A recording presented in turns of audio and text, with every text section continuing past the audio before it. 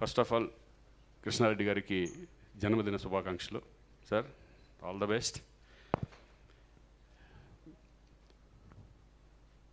ఎందుకంటే నా career beginning అంటే నేను విలన్గా చేశాను, తర్వాత తాజ్మహల్ ఫిలిం, తర్వాత పెళ్లి సందడి.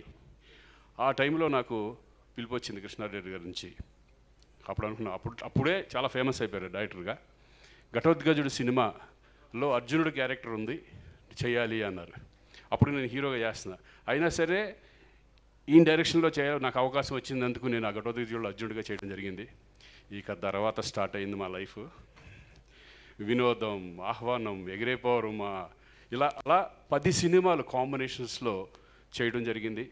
ఒక రకంగా నాకు ఆ టైంలో నా కెరీర్ పిల్లర్స్ ఈవి గారు అండ్ కృష్ణారెడ్డి గారు. ఈరోజు నేను 140 సినిమాలు చేశానంటే దానికి స్ట్రాంగ్ పిల్లర్స్ నాకు వాళ్ళిద్దరూ వేశారు. ఈరోజు వరకు వెనక్కి తిరిగి చూసుకోలేదు. Thank you sir. నిజంగా నా కెరీర్కి ఒక ఫ్యామిలీ హీరోగా నన్ను తీసుకెళ్ళి జనాల్లో కూర్చోబెట్టారు మీరు. ఇప్పటికి కూడా ఆ సినిమాలు చూస్తూ ఉంటే కనుక ఇప్పటికీ ఫ్రెష్గా ఉంటాయి ఆ సినిమాలు. మరి ఇంకా ఎన్నో సినిమాలు మళ్ళీ సెకండ్ ఇన్నింగ్స్ మీరు స్టార్ట్ చేయాలని డెఫినెట్గా స్టార్ట్ చేస్తారు. మళ్ళీ మేము చేస్తాం ఈ దాంట్లో.